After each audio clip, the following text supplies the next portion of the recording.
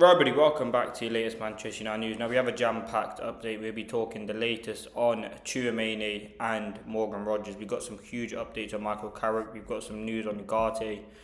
So expect a full jam-packed show. But the first thing I want to talk about is the Morgan Rogers and CHOUAMENI stuff. So there are two things that have been reported about recently, and this is what's been said. Manchester United made a formative approach on the player side of Aurelien Tchouaméni, according to Ben Jacobs. Now, again, his credibility is decent. I think he's someone who's had good reports before. Now, what I would say on Tchouaméni, obviously the whole Real Madrid bust up, all that story is developing now at the moment with obviously Valverde and Tchouaméni's bust up. Apparently, Valverde was hospitalised. And listen, I think there's only one sort of ending in that. I think when you do that to a captain, you're probably going to be leaving, and I think Tchouaméni will be on his way out of Real Madrid. Now, again, that poses the question: do United want to go out and get him? I think he definitely is a priority signing. He's someone that United have had previous talks with many a time. He's someone who, again, it will be high on the list because of his pedigree, his experience. He's a very good number 6. I think he's got a lot of legs and a lot to offer. Obviously, the tempo is something that you'd have to look at if he's beating up his own teammates, but listen, on the player side of things, I think he is a top level player. He's got a lot of good qualities about him. He's experienced. And yeah, he'd be someone that I'd look to bring in the midfield. Obviously, if you can't get Anderson, who is my first choice, Tchouaméni would be high up there. He's a realistic signing. He fits under that bracket. Of the three players United want to sign in the 70 million, or 70, 80 million, 40, 50 million and 20 million, he fits in that 70, 80 million bracket. I think he does have a lot of good qualities, and again, Manchester United would definitely be looking at him. But again, if he's smoking his teammates, that's probably not something that you want from a player like him. But he's definitely someone who is high on the list. He's been mentioned for a while. Camavinga also too. But yeah, he's definitely someone who is high on the list. We know that priority is the midfield. Apparently United want to bring in 3. I'll talk about a few others later on, but they are sort of the one thing. He is the one player that United do want. Again, I think he'd fit the Premier League relatively well. There is always the concern that he doesn't adapt, and again, paying a lot of money for him. If you look at what happened to sort of Casemiro when he came in, he struggled to adapt to the league. His first season, it was decent, and then he struggled after that, and now he's been fantastic. So there's no guarantee that he will be a success, but there's also no guarantee that he'll be a flop. I think if he's a very good player, he's proven it at the highest level at Real Madrid that he's a very, very good standard of player. So he's definitely someone that United look at. Now, in terms of Rogers and Palmer, they're two players that obviously linked in the attack, and I'll talk about them together. So if Michael Carrick gets a permanent job, Morgan Rogers is likely to become one of United's leading target in that left wing position. Now, in terms of Cole Palmer, that kind of links in because there remain sources outside of Chelsea who continue to claim Cole Palmer will consider a move to Manchester United privately. Chelsea stand to that they will reject any similar approaches for Palmer, and he's going nowhere this summer. Now, Palmer signed a 2-year deal extension a few years ago, and now he's going to be at the club till 2033. So I don't think there's any sort of chance of him leaving. But again, the attack and the wide attack is something that United are looking to strengthen. Now, Morgan Rogers, for large parts, has played on the left for Aston Villa this season, or wide positions anyway, definitely not been central.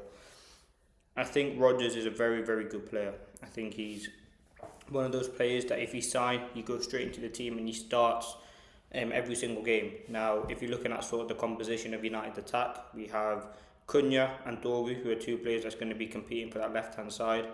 You have Bruno in the 10, who again, if he stays this season, will be that main number 10 next season.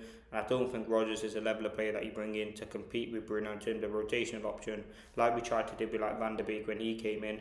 Then on the right, you have Ahmad and Burma. So if Rogers is to come in, he would operate on the left. Now, would he want to operate on the left? Probably.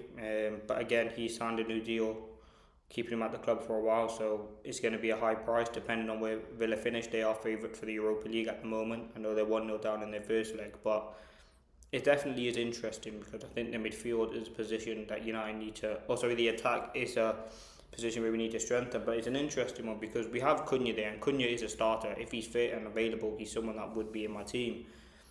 And Dogu is that sort of backup. Now, for me, it seems like if United were going to replace Bruno, I'm sure Rogers would be high up there. I think he's someone who is a world-class player, or if not got world-class potential. He's 23, he's proven in the Premier League, he's played in big games. and he's still got that level of talent, and I think he's going to cost you a lot of money, but to replace what Bruno can do is going to be very difficult. And I think Rodgers definitely has the ability. Does he have the work rate? Again, that's another question, but I think he's someone that, for me, is a world class, and whenever you watch him, he is a very, very good player. So, yeah, Morgan Rodgers is definitely someone who's wanted and admired by United. I think, again, plans will be starting to be made about potentially replacing Bruno,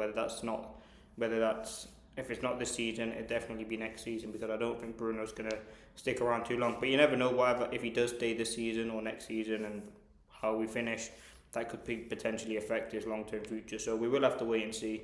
I think if Carrick stays, obviously Carrick has a good relationship with Rodgers, so that could potentially help in that side of things. Now I want to go through it's a mix, it's news and also things that Carrick said from his pre-match press conference.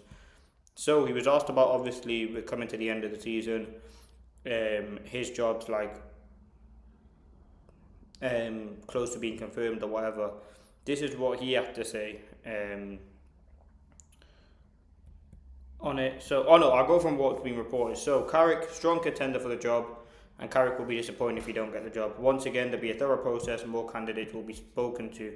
A lot of the players would like to see him stay, but just because the players are coming out, and one or two have been privately as well, that no player is part of the process. So obviously, a lot of the players, Casemiro, I think he did an interview with ESPN in Brazil. He said he wants him to stay. I think Bruno's mentioned it. Cunha's definitely mentioned it. I think Dallow's mentioned it. So a lot of the senior players at the club have mentioned it. And listen, this is what Carrick had to say. He said, clarity is important. I think moving forward, it's come a time at the end of the season where I think we finished strong, put ourselves in a good position, and obviously the situation on my role and what it looked like moving forward, I think it's just a natural time. I've always spoken towards the end of the season.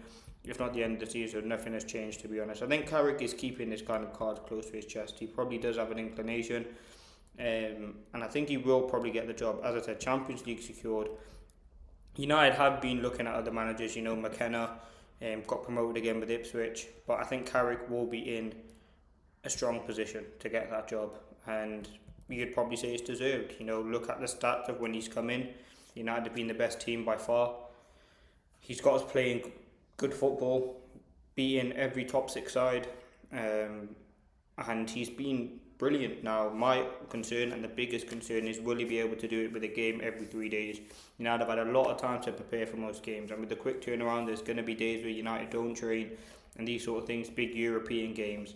But there's no denying that Carrick has definitely earned it, playing the football that he has and the way in which he's deserved to kind of come into manage the team, because there's a lot of excitement when he came in. I remember it was sort of Ollie, Carrick, he was coming in, and then it was Carrick. He got the job, started off fantastically well with a 2-0 win against City with limited time to prepare for that. Then went to Arsenal, got the job done, and then since then it's kind of spiraled, and he's been very, very good. He's someone who speaks relatively well in the media, doesn't give anything away. But I think he's someone who definitely wants the job and does have the backing of the players. I think the board will be looking at candidates. Iraola's a candidate, Glasner's leaving, potentially like a Pochettino and a Nagelsmann. So there are options out there. But again, I think as soon as the season finishes, we will get an update, and I do think it'll be Carrick staying, which is probably the right decision based on sort of the stats and the way in which he's played. So yeah, the way in which he's got this team playing. So that's Carrick. Some other things, Baleba is not in the decline. Manchester United sees the potential. They don't have to go to the player side because they agreed last term. So if they choose to proceed, it's straight to Brighton.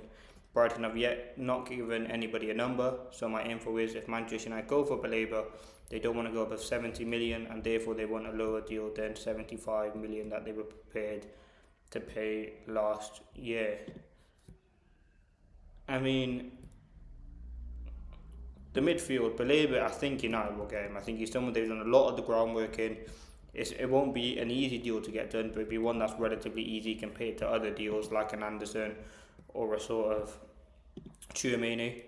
I think he's a very, very talented player. He hasn't had the season that he wanted. I think that's the disappointment sort of side of things. I think there is a player there, and we've seen it before. I do worry with the pressure of Manchester United, would he be able to deal with it? But again, he's someone that United have obviously identified, whether that's Wilcox, Vivell, as a top player to bring in. As I said, he's going to cost you a lot of money. I think he would be one of those players that I would have competing with Manu. I think he does play number 6, But I don't know. I just see him more of a box to box. He can carry the ball relatively well. He can have a good shot. He can pass, but then he can also do the other side, which is intercepting play. So it's good to have a mix of both. He's strong, he's powerful and tenacious, but I do worry about his inexperience. If you look at some other sort of players in and around that age of 21, 22, 23, you look at Anderson being 23, and you look at the sort of level of player he is. You look at Wharton, I'm not saying United are going to get him, but you look at that sort of player.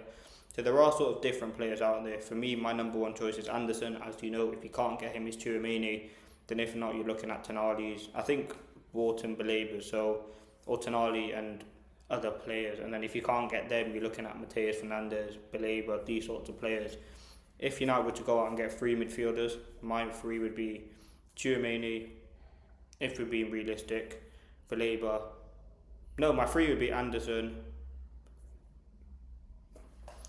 Baleba and Mateus Fernandes. I think those are three very, very good players. I know there's not much experience in there, but there's players there with lots of quality and potential. And I think with Bruno at the 10 and a lot of experienced players around him, I think that'd be a very good midfield. Now again, there's no guarantee. You know, Anderson looks like he's likely to go to City, but yeah, that's been your latest news. Some interesting stories there. Obviously, we expect Carrick's decision to get decided soon on whether he will be that permanent manager. I think all roads, as I've been saying for a long time, are leading down to Michael Carrick. Carlo Ancelotti pulling out, or not pulling out, but extending with Brazil. Tuchel extended with England. Nagelsmann managing Germany. Enrique, look how good brand of football they're playing. Looking to do the double or back-to-back Champions League with PSG. So I don't think there's going to be any sort of movement there. So I just think everything leads down to Carrick, and that's ultimately what I think is going to happen. But let me know your thoughts on the CHOUAMENI situation. Would you want him to bring him in? And yeah, all the news that I've discussed today.